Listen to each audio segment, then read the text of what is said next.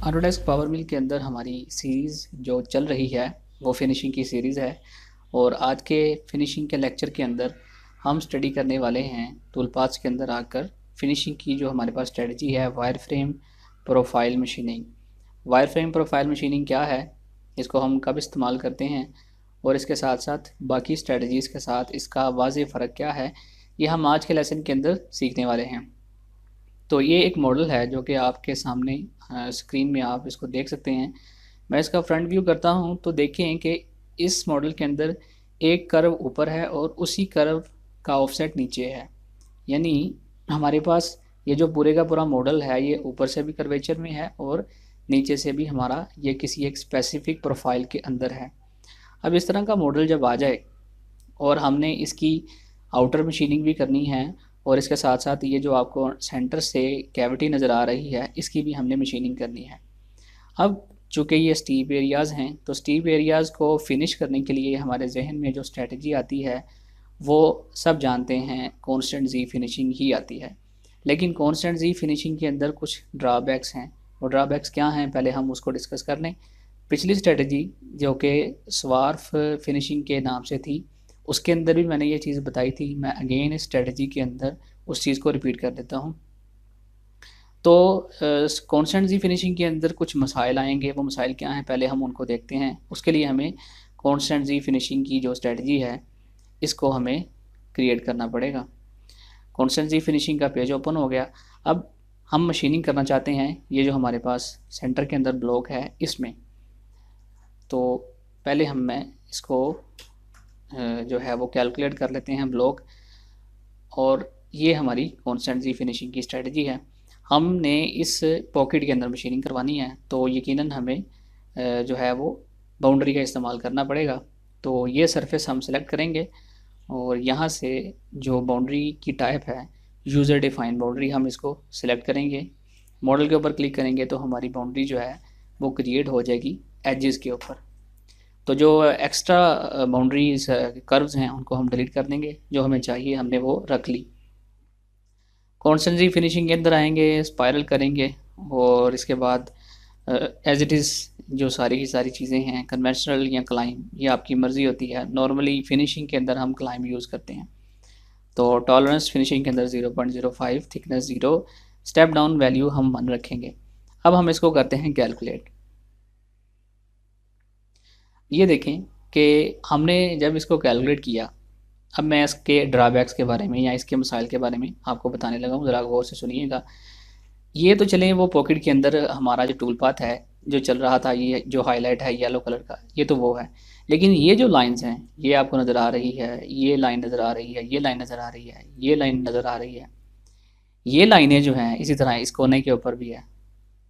یہ لائنز جو ہیں یہ کیا کریں گی کہ ہمارا جو ماڈل ہے اس کو باہر سے جب ہمارا جو ٹول چلے گا تو یہ باہر والی جو سرفیس ہے ہائی لائٹڈ اس کو بھی ڈیمیج کر دے گی، جس سے کیا ہوگا کہ ہماری فنیشنگ کے اندر بہت سے ایشوز آئیں گے، مسائل آئیں گے۔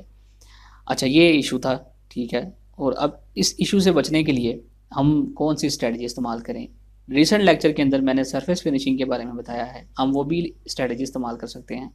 اگر ہم وہ استعمال نہیں کرنا چاہتے تو ہم استعمال کریں گے سوار فنیشنگ کی اسٹریٹجی کو۔ اس کے اندر ہمیں نہ جو ہے وہ باؤنڈری لگانی پڑے گی، بلکہ ہمیں ایک وہاں پر ایک کرو جنریٹ کرنی پڑے گی with the help of pattern. تو وہ سارے کام کیسے کرنے ہیں اب ہم چلتے ہیں اس طرف۔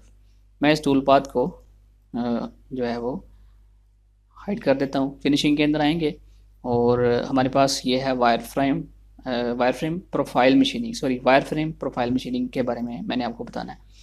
اچھا اب اس کو کریٹ کرنے سے پہلے ہمیں ایک پیٹرن کریٹ کرنا پڑے گا، تو اس کے لیے پیٹرنز کے اندر آئیں گے اور کریٹ اے پیٹرن 1 کے نام سے ہمارا پیٹرن کریٹ ہو گیا، اور اس کے اوپر ہم رائٹ کلک کریں گے، کرو ایڈیٹر جو ہے وہ ہمارا اوپن ہو گیا۔ اب یہاں سے ہم کولیکٹ کی آپشن کو چوز کریں گے، سمپلی سرفیس کو چوز کریں گے اور اوکے کر دیں گے، ایکسیپٹ کر لیں گے، تو یہ دیکھیں کہ ہمارا پیٹرن جو ہے نیچے کریٹ ہو چکا ہے۔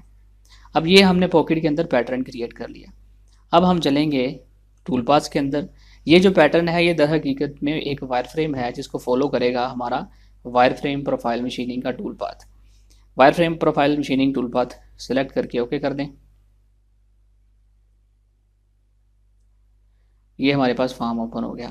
اس فارم میں سب سے پہلے جو ہم نے کام کرنا ہے وہ یہ کرنا ہے کہ ہم نے ڈرائیو کرو کے اندر جو پہلا ٹول پاتھ پیٹرن کریٹ کیا ہے ہم اس پیٹرن کو سلیکٹ کریں گے، اور کرو سائڈ اب یہ لیفٹ ہے اور رائٹ ہے، یہ کیسے اب ہمیں پتہ لگے گا کہ ہم اس کو لیفٹ پہ چلانا چاہتے ہیں یا رائٹ پہ چلانا چاہتے ہیں۔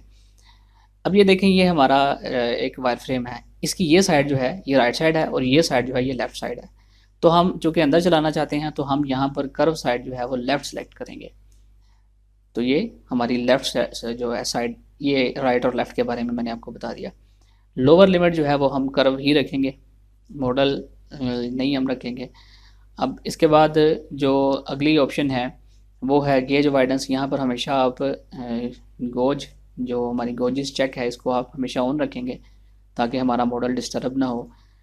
کٹ ڈائریکشن کلائم رکھیں گے، اور ہم آئیں گے جو ہمارے اس میں کام کی چیز ہے وہ ملٹیپل کٹس ہیں۔ اب اس کے اندر یا آپ آف سیٹ اپ کریں یا آپ آف سیٹ ڈاؤن کریں، آپ کو یہاں پر کرو کی جو ویلیو ہے آپ کیا کرنا چاہتے ہیں، کرو کو آف سیٹ جو ہے اپنا ٹول پاتھ نیچے سے اوپر کی طرف لے کر جانا چاہتے ہیں، تو آپ یہاں پر میکسیمم 40 کا آف سیٹ کرو کا دے رہے ہیں، اور اس کے بعد آپ میکسیمم سٹیپ ڈاؤن 1 رکھیں گے۔ آپ یہاں پر آف سیٹ اپ بھی کر سکتے ہیں اور آف سیٹ ڈاؤن بھی کر سکتے ہیں، یہ سیٹنگ آپ رکھ کے کیلکولیٹ کے اوپر کلک کریں گے تو یہ دیکھیں آپ کا ٹول پاتھ جنریٹ ہو چکا ہے۔ اب اس ٹول پاتھ کے اندر دیکھیں کہ کیا جو مسئلہ ہمیں اس میں درپیش تھا کانسٹنٹ زی فنیشنگ کے اندر، جو ہماری لائنز ایسے باہر کی طرف جا رہی تھیں، آپ کو اس ٹول پاتھ کے اندر نظر آ رہا ہے؟ بالکل نظر نہیں آ رہا۔ تو یہ بیوٹی ہے وائر فریم پروفائل مشیننگ کی، کہ جس کی مدد سے ہم کانسٹنٹ زی کے اندر آنے والا جو مسئلہ ہے اس میں ہم وہ حل کر سکتے ہیں، اوور کم اس کو کر سکتے ہیں۔ اچھا، یہ تو تھا ان سائڈ مشیننگ جو کہ ہم نے کی ہے، اور اگر ہمیں یہ اب جیسے آپ کو یہ نظر آ رہا ہے باہر آؤٹ سائڈ، یہ اگر مشیننگ کرنا پڑ جائے تو اس کو ہم کیسے کریں گے؟ اس کا بھی طریقہ کار بہت سمپل ہے، تو اس کو ہم کریٹ کریں گے ابھی۔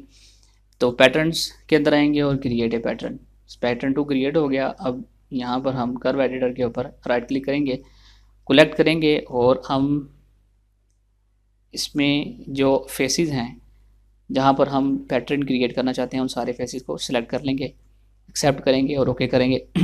تو اب آپ یہ دیکھیں کہ اس میں 2 کرو جنریٹ ہو چکی ہیں، نیچے والی کرو ہمیں نہیں چاہیے، ہم اس کو کریں گے ڈیلیٹ۔ اب اس کے بعد چونکہ یہ آؤٹ سائڈ پہ ہے اور ہمارا جو بلاک کیلکولیٹ ہوا ہے وہ تقریباً اس کے ان فیسز کے حساب سے بلاک کیلکولیٹ ہوا ہے، تو ہمیں بلاک کو تھوڑا سا ایکسپینشن دینا پڑے گی، ایکسپینشن دے کے کیلکولیٹ کریں گے، ایکسیپٹ کر لیں گے۔ اب ہم پھر سے آئیں گے ٹول پاتھس کے اندر اور وائر فریم پروفائل مشیننگ کے اندر آ کر سلیکٹ کریں گے ٹول پاتھ، اور اس میں ہم لمٹ میں جا کر جو ہم نے باؤنڈری کریٹ کی تھی اس کو ہم کریں گے نن، کہ ہم اس باؤنڈری کے اندر اب اس کو چلانا نہیں چاہتے۔ وائر فریم پروفائل میں آ کر ہم اب پیٹرن 2 جو ابھی ہم نے کریٹ کیا ہے یہ والا، اب ہم اس کو سلیکٹ کریں گے۔ اب کی بار ہم لیفٹ نہیں بلکہ رائٹ کی آپشن کو چوز کریں گے، چونکہ ہم اپنا ٹول پاتھ چلانا چاہتے ہیں آؤٹ سائڈ کے اوپر، تو اس لیے ہم یہاں پر رائٹ سائڈ کو چوز کریں گے۔ بیس پوزیشن ہماری کرو ہی رہے گی، اور اس میں کٹ ڈائریکشن ہم کلائم رکھیں گے۔ اب کی بار ہمیں چونکہ جانا ہے نیچے کی ڈائریکشن کے اندر، تو ہمیں یہاں پر کرو آف سیٹ جو ہے وہ نیچے کا دینا پڑے گا -20، یا جتنا بھی آپ ویژولی دیکھیں گے کہ آپ کا جو ٹول پاتھ ہے وہ کتنا نیچے کی طرف میں جانا چاہیے، تو آپ ویژولی دیکھیں گے۔ تو ویژولی دیکھنے کے لیے ہمیں اس کو کیلکولیٹ کرنا پڑے گا، تو ہم اس کو کیلکولیٹ کرتے ہیں۔ اس کو میں تھوڑا سا چینج کرتا ہوں، کیلکولیٹ، تھوڑا سا اس میں ایشو ہے، لیٹ می سی۔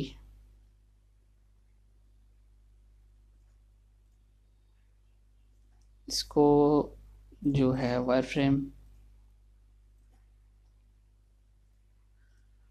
لیفٹ،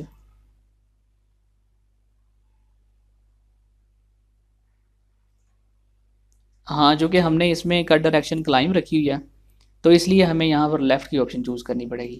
اگر ہم یہاں پہ کنونشنل کریں گے تو پھر ہمیں یہاں سے اگر ہم رائٹ کریں گے تو یہ دیکھیے گا کہ یہ آؤٹ سائڈ کے اوپر اس میں ہمیں اس کو لیفٹ ہی رکھنا پڑے گا۔ تو بہرحال یہ ہے کہ اس میں سم ٹائم ایشوز آتے ہیں بگز کی وجہ سے، تو کرو سائڈ اب دیکھنے میں تو یہی لگتا ہے کہ یہ رائٹ ہے اور یہ لیفٹ ہے، تو اس کو لیفٹ کی طرف اندر آنا چاہیے اور رائٹ کی طرف باہر آنا چاہیے. سم ٹائم بگز کی وجہ سے یہ ایشوز آتے ہیں. تو بہرحال یہ ہے کہ اگر آپ آپشن کو چینج کر کے دیکھیں جس طرح کی آپ مشیننگ چاہتے ہیں ویسی بن رہی ہے کہ نہیں بن رہی, تو آپ اس کو آپشن کو جو آپ کو سوٹیبل ہے وہی آن کریں گے. اب ہم یہاں پر آئیں گے آف سیٹ ڈاؤن, اور کرو کی جو پوزیشن ہے وہ -20 کریں گے اور اس کو کیلکولیٹ کریں گے. تو یہ دیکھیں ہمارا ٹول پاتھ جو ہے یہ نیچے کی طرف ایکسٹینشن لے رہا ہے یہاں سے یہاں تک. اب ہم چونکہ پورا مشین کروانا چاہتے ہیں تو ہم یہاں پر آف سیٹ کی ویلیو جو ہے اس کو بڑھا دیں گے, -40 کریں گے تو یہ نیچے آ گیا, کافی زیادہ نیچے آ گیا. تو یہ چونکہ زیادہ ہے تو ہم تھوڑا سا اس کو کم کر دیں گے جتنی ہماری ریکوائرمنٹ ہے اس کے لحاظ سے. تو اب یہ اس طرح سے آپ ٹول پاتھ بنا سکتے ہیں آپ کی جو پروفائل ہے اس کے لحاظ سے. جیسے یعنی یہ دیکھیں آپ کی پروفائل بنی ہے, ہمارا ٹول پاتھ اسی پروفائل کے ساتھ ساتھ چلتا جائے گا. اب ہم اس کی سیمولیشن کر کے دیکھ لیتے ہیں, سیمولیٹ فرام سٹارٹ. یہ دیکھیں ہمارا ٹول پاتھ جس طرح ہماری کرو کی پروفائل ہے یا جس طرح ہمارے ماڈل کی پروفائل ہے یہ بالکل اسی پروفائل کے ساتھ ساتھ ہمارا ٹول پاتھ چل رہا ہے. تو اس طرح آپ پروفائل فنیشنگ مشیننگ جو ہے اس کو استعمال کر سکتے ہیں with the help of pattern, with the help of boundary. تو اب اس میں بھی اگر آپ کانسٹنٹ زی فنیشنگ استعمال کرتے تو اس میں بھی یہ ہونا تھا کہ یہ جو آپ کی سرفیس ہے یہ والی اس نے اندر بار بار آ کے اس کو ڈیمیج کرنا تھا. تو آپ اس چیز سے بچنے کے لیے آپ اس ٹول پاتھ کو ضرور استعمال کریں تاکہ آپ کی جو فنیشنگ کے رزلٹس ہیں وہ بہتر سے بہتر آئیں. میں امید کرتا ہوں کہ آپ کو لیکچر سمجھ آیا ہوگا. اگر کوئی چیز سمجھ نہ آئے تو کمنٹ کے اندر آپ ضرور پوچھ سکتے ہیں, اور اگر ویڈیو آپ کو پسند آئی ہے تو اس کو لائک کریں, چینل کو ضرور سبسکرائب کیجئے. ملتے ہیں نیکسٹ ویڈیو کے اندر ایک نئی معلومات کے ساتھ. تو تب تک مجھے دیجیے اجازت. اللہ حافظ.